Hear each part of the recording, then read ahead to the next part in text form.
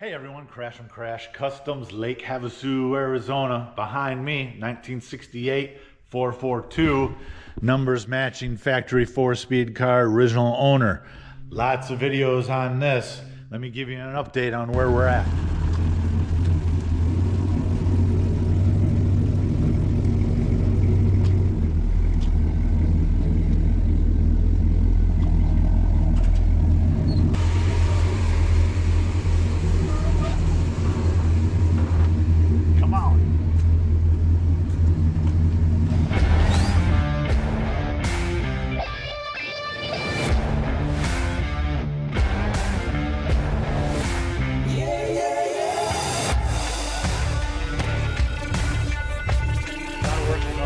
On this, lots of episodes on this car. Let me do a quick review on what has been done. New quarter panels, new floors, new dash, lots of areas that have been spotted in that were rusty. The inside, the floor pans, roof skin, quarters, the structure and the inner quarter, all coated with lizard skin, heat and sound deadener. This thing is going to go down the road nice and quiet with no vibrations, right? Firewall and the floors have been painted satin black. What I did was a black with a satin clear coat. So road, grime, and whatever will be easy to clean up, and the clear coat seals it 100%, right? Door skins, first round of body work on the doors have been done. New trunk lid. I'm about to attack the inside of the trunk right now. Like I said, new trunk floor. From here forward is the same as Chevelle. This section here is Oldsmobile only, 442 Cutlass. So if you're doing one of these and this section is shot, you're going to have to make small little patch panels to tune it up, right? But you can order Chevelle from here forward. It's all the same. Seams have been sealed. Backside of welds I've cleaned up, and I will smooth those out, and this will get black sealer everywhere, and then aqua gray splatter paint, which will be somewhat I don't want to say transparent, but it won't be 100% coverage. When they splatter painted this, you could see the black underneath. And we're doing a complete restoration on this. Back to original specs, probably better. Well, not probably. It's going to be better. It's going to be shinier. It's going to be smoother. It's going to be straighter. But it's going to have the original factory look to it, right? Hoods. I got 2 junk hoods. I'm trying to make one good one. Really all I've done is inner structure on that one. That's the one that we're committing to being the good one. This is a lot of work to make one good 442 hood. So I'm working on the body right now, right? Also, let me show you over here. We got the rear end back, completely rebuilt, new everything.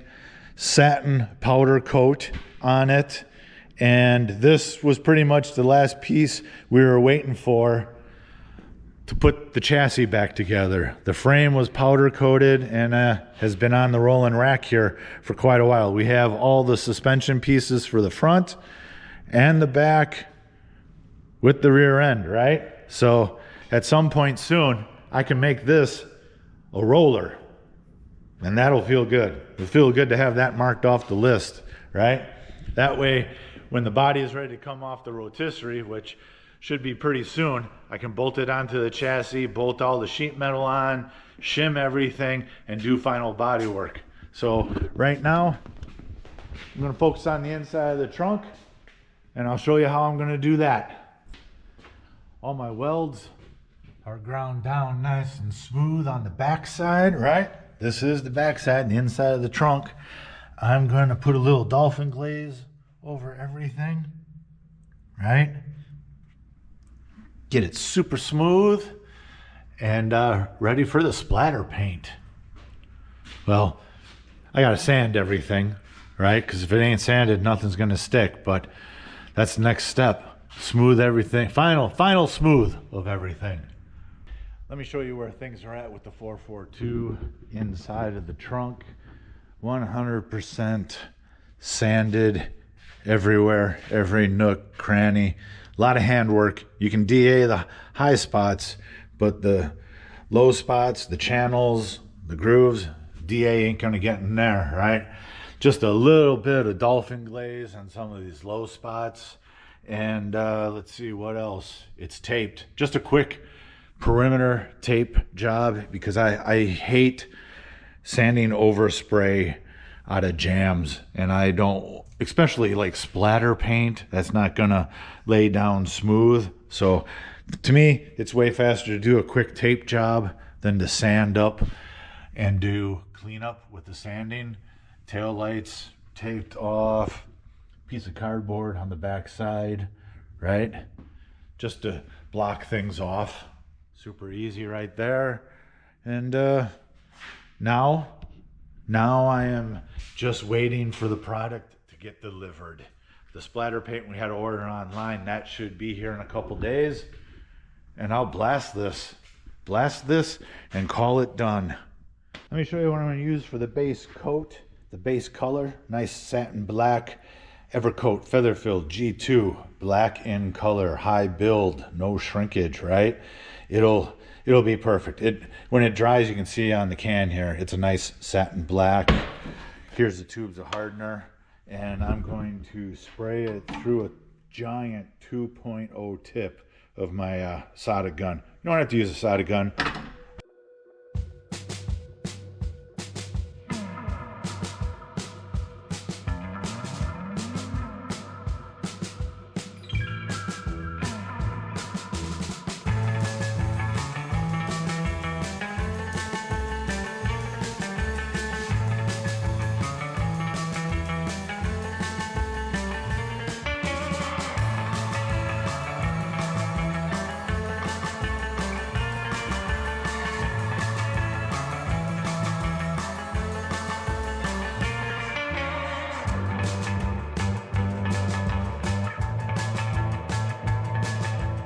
First step of the trunk being done, I have finished satin black. One of the reasons I use the Evercoat Feather Fill is it's nice and thick, so any kind of sanding areas, it fills in the scratches. And the last coat I held pretty far away from the surface, and you can probably see it's already textured. Let me maybe turn off the light a little bit, right?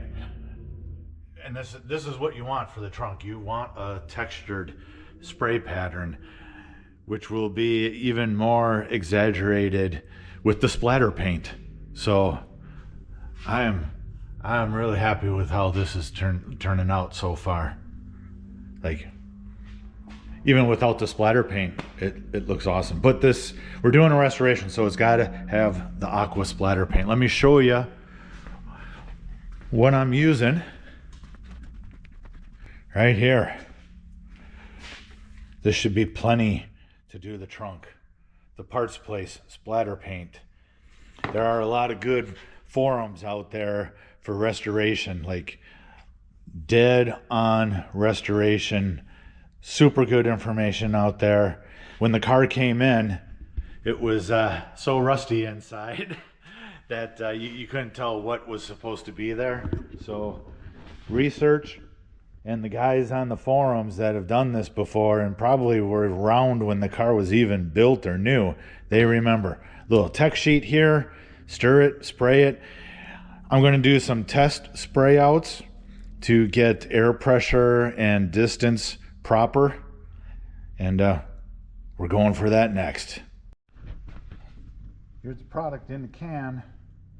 Wasn't expecting it to look like this. But I followed the instructions on mixing very specifically. There's 3 stages. I guess you just don't stir it, but we're going for it. Putting it in the spray gun and shooting it.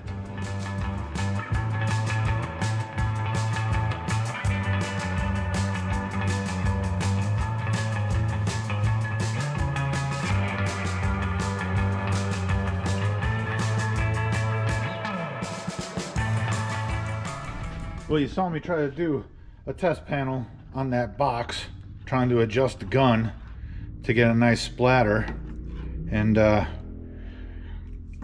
think we I think we got screwed on the can of product. Like, it is not, it's not mixing. Look at it. I have it in the strainer, and do you see anything dripping out except some weird caramel color? Like, this is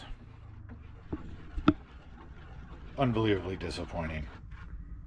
There's like a certain amount of time that I can spray this on top of the primer before the primer gets hard, and then I have to sand everything again and spray the base again, and this looks like a big F.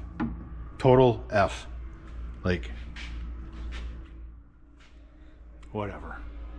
Overcome. Adapt and overcome. Like I said, adapt and overcome. New plan. In the amount of time for the primer to dry and still be able to apply product without having to sand it.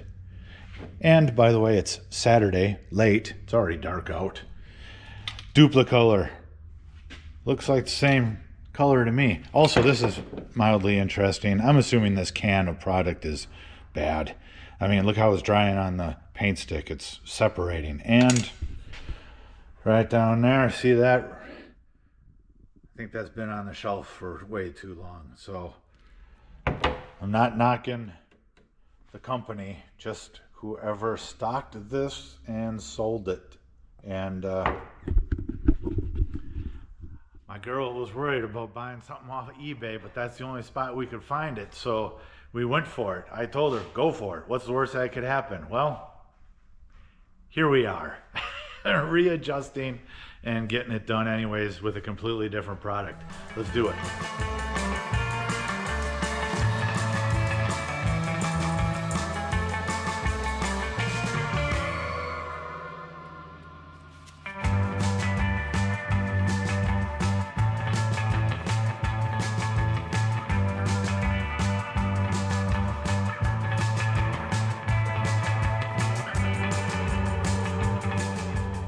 Day at the shop. Sunday morning. Saturday night ran way too long, but unplanned scenario, but we conquered and overcame, I believe. Let's check it out. Let me show you what we used as a final product.